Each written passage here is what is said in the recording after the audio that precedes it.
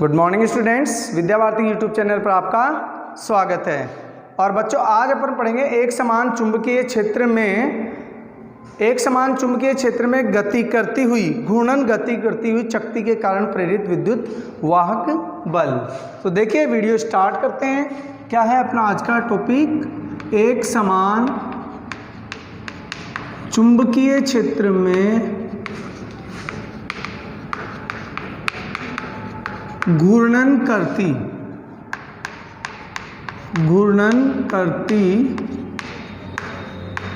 शक्ति के कारण प्रेरित विद्युत वाहक बल। आज का ये अपना टॉपिक है, प्रेरित विद्युत वाहक बल। अपन ने बेटा एक समान चुंबकीय क्षेत्र के अंदर चालक छड़ की गति के कारण प्रेरित विद्युत वाहक बल पढ़ा है, और चालक छड़ की घूर्णन गति के कारण प्रेरित विद्युत वाहक बल पढ़ा है, और चुंबकीय क्षेत्र में आयताकार जो कुंडली होती है उसकी घूर्णन गति के कारण भी प्रेरित विद्युत वाहक बल पढ़ा है। अब सभी का सूत्र एक तरह से सेम होता है। जैसे मान लीजिए कोई अपने पास में कोई चालक छड़ है, तो चालक छड़ के कारण प्रेरित विद्युत वाहक बल पढ़ा था अपन ने BLV, ये पढ़ा था। और जो चालक छड़ अगर घूर्णन गति करता है तो E पढ़ा था अपन ने BAF। और जो अपन कुंडली थी आयताकार कुंडली एक समान चुंबकीय क्षेत्र में किस प्रकार से गति करती है वो अपन ने पढ़ा था E=E0 sin ओमेगा t।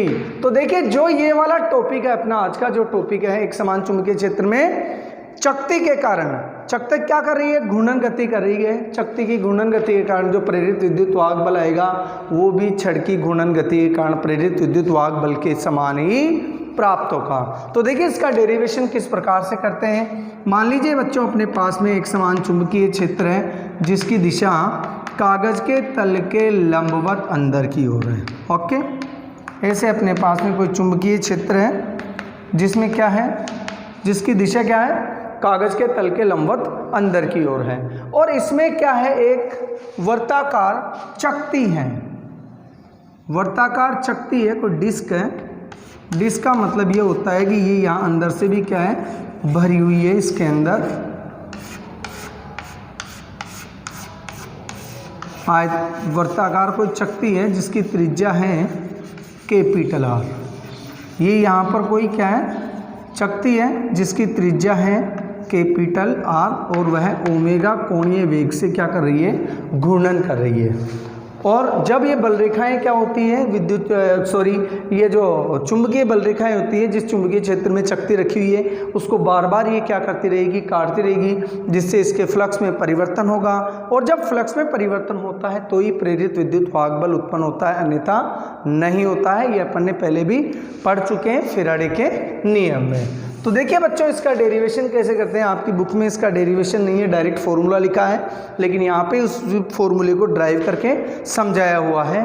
तो अपना फोकस स्क्रीन के ऊपर रखिए।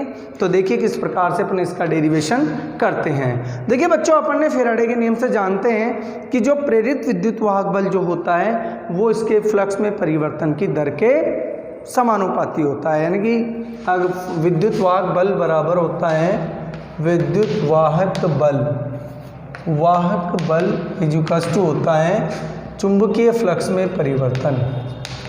चुंबकीय फ्लक्स में परिवर्तन की दर ये होता है। अर्थात विद्युत वाहक बल E होता है φB/T, जहाँ T क्या है? आवर्तकाल है। यानी कि इसे जो चकती है अपनी, इस चकती को एक चक्कर पूरा करने में जो समय लगता है उसको अपन कहते हैं आवर्तकाल। तो देखिए बच्चों क्या होगा, और अपन सब जानते हैं कि फ्लक्स φB होता है BA। तो यहाँ पे लिख दिया मैंने BA/T, और मैं इसको लिख सकता हूँ BA × 1/T। और 1/T क्या होता है? आवर्ती होती है। 1/T इक्वल टू कितना हो जाता है? आवर्ती हो जाता है। तो इसको BAF भी लिख सकते हैं। और मैंने वीडियो स्टार्ट करने से पहले ही बता दिया था कि जो इसके कारण जो प्रेरित विद्युत वाहक बल आएगा वो छड़ की घूर्णन गति के कारण प्रेरित विद्युत वाहक बल के समान ही प्राप्त होगा, BAF, F जहाँ उसकी आवृत्ति है। देखिए बच्चों, F को अपन ऐसे भी लिख सकते हैं, ओमेगा इक्वल्स टू होता है 2π/T, ओके, यानी कि इसको ओमेगा के फॉर्म में भी अपन इसको चेंज कर सकते हैं और नहीं भी कर सकते हैं, तो आप यहाँ तक इसको इतना भी रख सकते हैं। वैसे अगर ओमेगा की फॉर्म में चेंज करेंगे तो E= हो जाएगा B ओमेगा R², ये अपने पास में इसका फॉर्मूला प्राप्त होगा, ओके। तो ऐसे अपन ज्ञात कर सकते हैं। तो इस प्रकार से अपन ने क्या किया है, आज की इस वीडियो में एक समान चुंबकीय क्षेत्र के बारे में, एक समान चुंबकीय क्षेत्र में प्रेरित विद्युत वाहक बल के कारण एक समान चुंबकीय क्षेत्र में घूर्णन करती शक्ति के कारण प्रेरित विद्युत वाहक बल की गणना की है। अब इसका कुछ न्यूमेरिकल कर देते हैं, ओके। तो देखिए, हाँ तो बच्चों, अपन ने पिछला जो वीडियो अपन ने जो क्वेश्चंस पढ़े थे उस क्वेश्चंस के अपन क्या करेंगे, न्यूमेरिकल करेंगे 1 मिनट। तो न्यूमेरिकल कैसे करेंगे, देखिए अपना है एग्जाम्पल नंबर ये, प्रेरित विद्युत वाहक बल की गणना कीजिए। हाँ तो बच्चों, क्वेश्चन आपके स्क्रीन पे दिखा हुआ है, एग्जाम्पल नंबर 9.12 है आपकी किताब का। और क्वेश्चन क्या है, देखिए 0.5 मीटर लंबी एक क्या है, चालक छड़ है। 0.5 मीटर की लंबी चालक छड़ है जो एक सिरे के सापेक्ष, यानी कि एक सिरा है उसका, वो ऐसे घूमेगी ऐसे, यानी कि एक सिरा तो उसका फिक्स है और वो क्या करेगी, चक्कर लगाएगी। 0.4 टेस्ला के चुंबकीय क्षेत्र के तल के लंबवत 40 चक्कर प्रति सेकंड के वेग से क्या कर रही है, घूर्णन कर रही है। तो छड़ के सिरों के मध्य प्रेरित विद्युत वाहक बल की गणना कीजिए। अपन उसके प्रेरित विद्युत वाहक बल की गणना करते हैं। तो देखिए इसका सॉल्यूशन क्या होगा बेटा, दिया हुआ है अपने को L बराबर छड़ की लंबाई 0.5 मीटर और चुंबकीय क्षेत्र अपने को दे रखा है 0.4 टेस्ला और कोणीय आवृत्ति अपने को दे रखी है 40 चक्कर प्रति सेकंड, ये अपने को यहाँ पे दिया हुआ है। और अपन जानते हैं बच्चों, वी नो दैट एक समान चुंबकीय क्षेत्र में घूर्णन करती छड़ के कारण प्रेरित विद्युत वाहक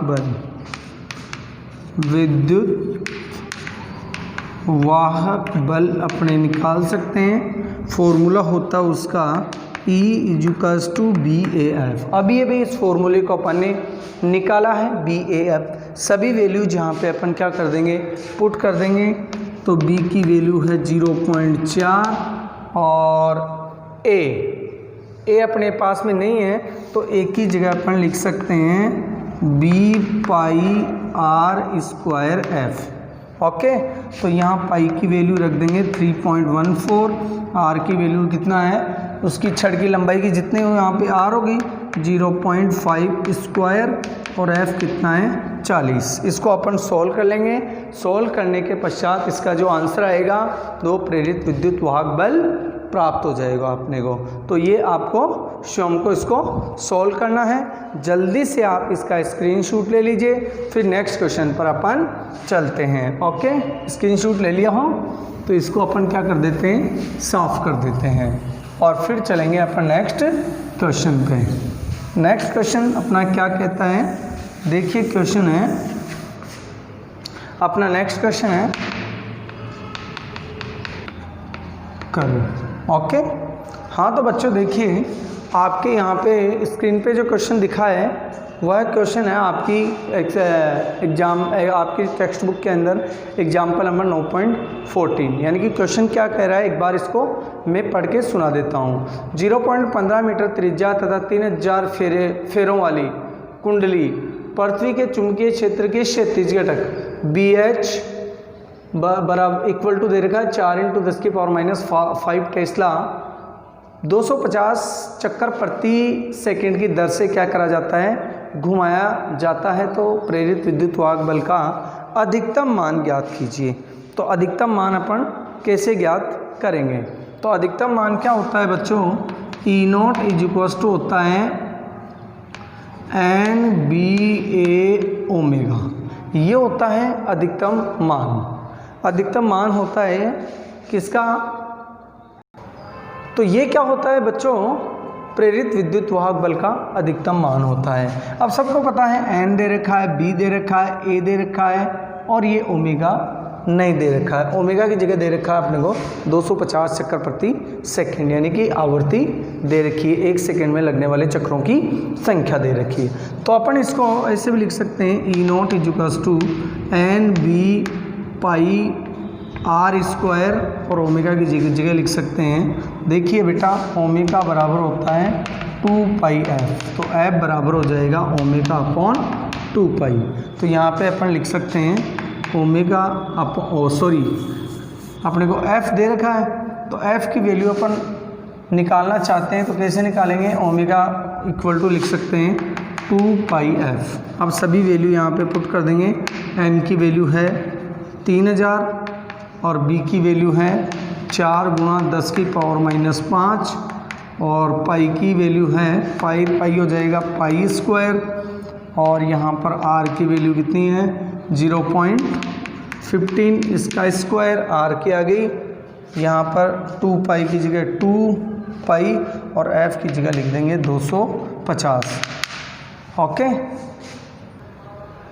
और जब बच्चों इसको अपन सोल्व करेंगे तो E0 आएगा 13.31 वोल्ट, इसका आंसर आ जाएगा अपन इसको जब सॉल्व करेंगे। ओके, इसका भी आप जल्दी से स्क्रीनशॉट ले लीजिए। बहुत ही आसान क्वेश्चन था बच्चों। इसके अंदर ओमेगा की वैल्यू नहीं दे रखी थी, अपने को क्या क्या वैल्यू दे रखी थी मैं यहाँ वैल्यू पुट कर देता हूँ। n की वैल्यू दे रखी है 3000, f की वैल्यू दे रखी है 250 चक्कर प्रति सेकंड और b की वैल्यू दे रखी है bh और r की वैल्यू दे रखी है कितनी 0.15। सभी वैल्यू जिसके अंदर अपन जब पुट कर देंगे तो इसका आंसर आ जाएगा ये। इसका भी आप जल्दी स्क्रीनशॉट ले लीजिए, फिर इसको सॉल्व कर देते हैं। ओके,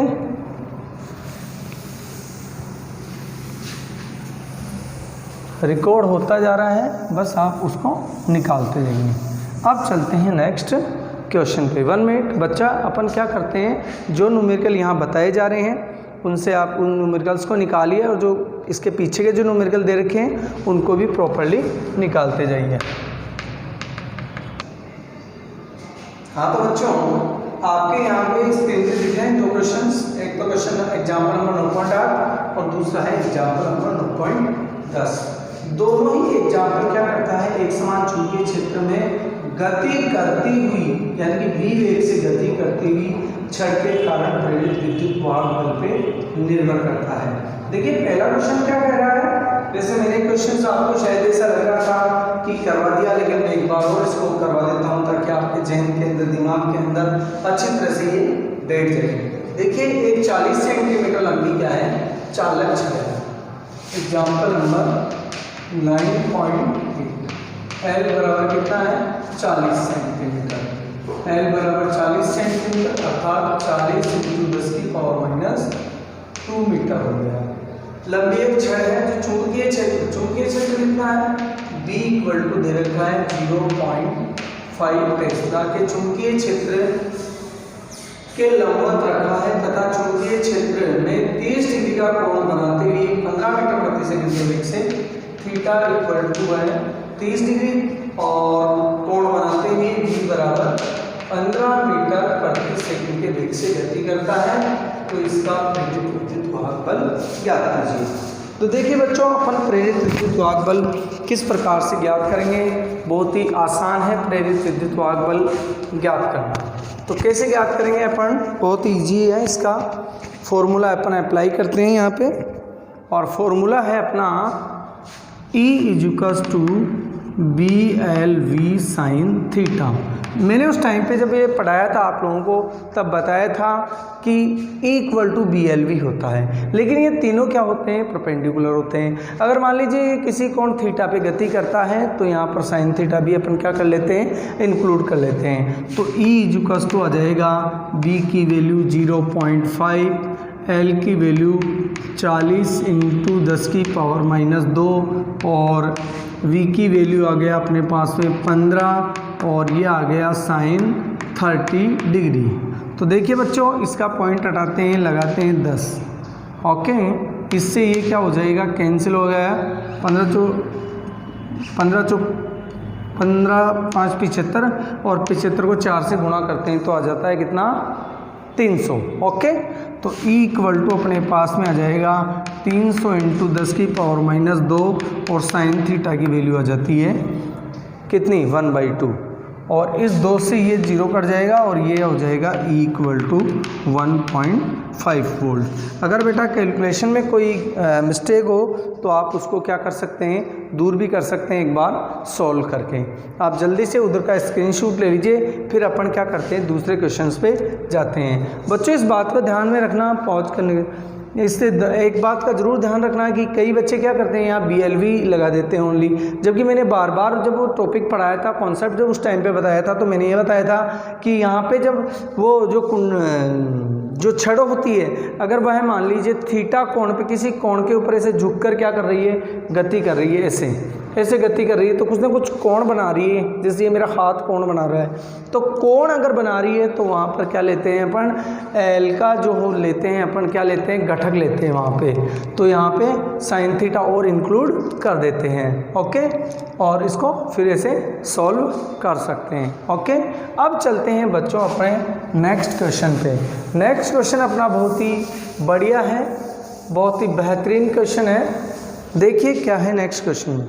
नेक्स्ट क्वेश्चन है कि रेलगाड़ी की दोनों पटरियां आपस में तथा पृथ्वी से पृथक है, यानी कि ऐसे होती है पटरियां, रेल की पटरियां ऐसे होती है ना तो आपस में कनेक्टेड होती है और ना पृथ्वी से कनेक्टेड होती है, क्योंकि उसके नीचे क्या लगा दिया जाता है, पत्थर लगा दिए जाते हैं। तो ना तो एक दूसरे से कनेक्टेड होती है और ना पृथ्वी से कनेक्टेड होती है।